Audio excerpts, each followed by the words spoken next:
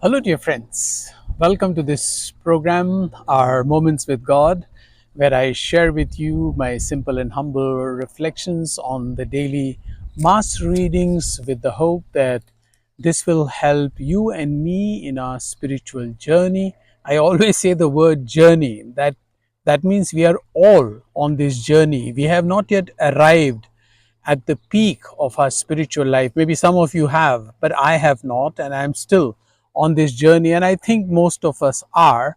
We should not be too proud that we have already reached a certain level of spirituality and we don't need more to improve on it. But this can also help us to establish a relationship or friendship with God. And if you are interested to subscribe to this channel, you may please go to the end of the video, and when you find my picture there, you may please click on that, and then you find an option to subscribe. You may subscribe, and if you like the video, you may please also share it with others so that they also take advantage of this. Thank you very much. We are back to the first reading from the second book of Kings in the Old Testament, and I won't read the whole uh, reading today for you, but I'll just read this particular part, which I think also often applies to us, to me. And it says, "And though the Lord warned Israel and Judah by every prophet and seer," and I quote, "Give up your evil ways and keep my commandments and statutes in accordance with the entire law which I enjoined on your fathers and which I sent you by my servants the prophets." Quote closed. They did not listen, but were as stiff-necked as their fathers, who had not believed in the Lord their God.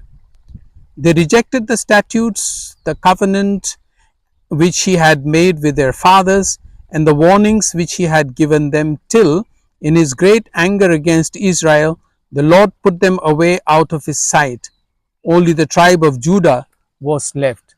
Yes, in the Old Testament, you sometimes find this direct encounter with God, where, as the writers of the Old Testament understood, they were in direct relationship with God, and God intervened at every step of their life. When they needed rain or food, he rained manna from heaven, for example. When they were thirsty, God asked Moses to strike at the rock, and then they got water.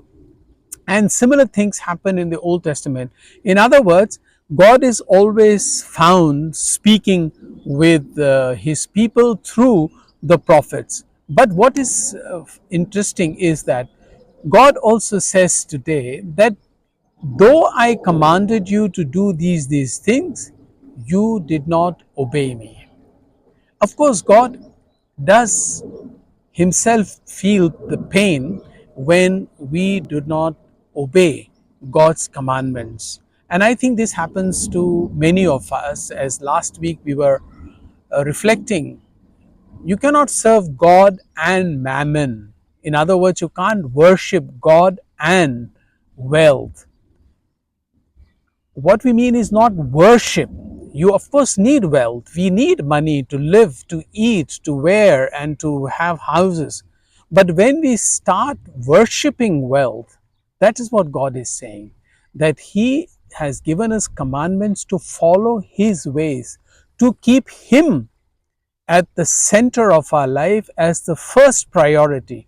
Everything else comes later. That's why Jesus said yesterday also in the gospel, first seek the kingdom of God, and then everything will be given to you. This he said on Saturday, the day before yesterday's gospel.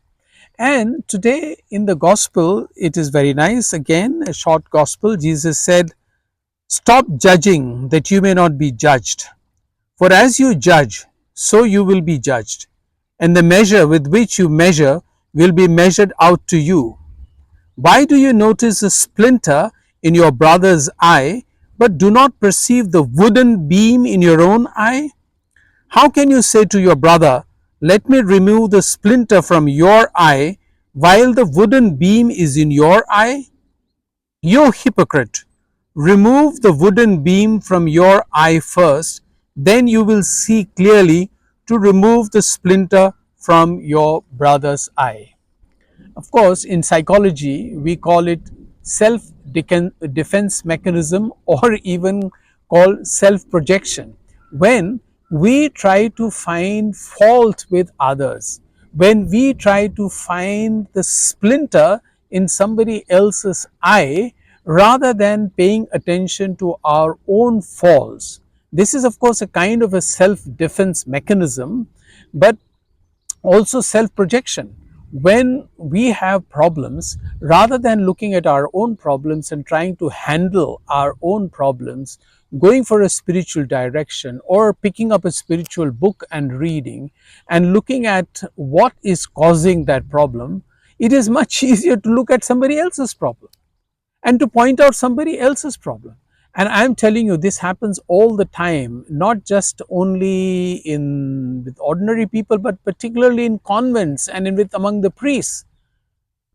Rather than looking at their own things, they are interested in looking at other things. Of course, this hides, then they think, at least they hide, it hides their own shortcomings, it hides their own wrongdoings.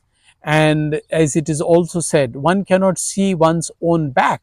Yes, therefore one does not see one's own fault.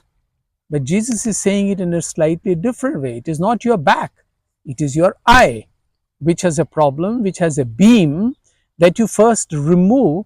Then you will be able to see clearly that the other guy does not have a splinter, actually, because you have removed your beam, you have removed your own faults, you have removed your own weaknesses.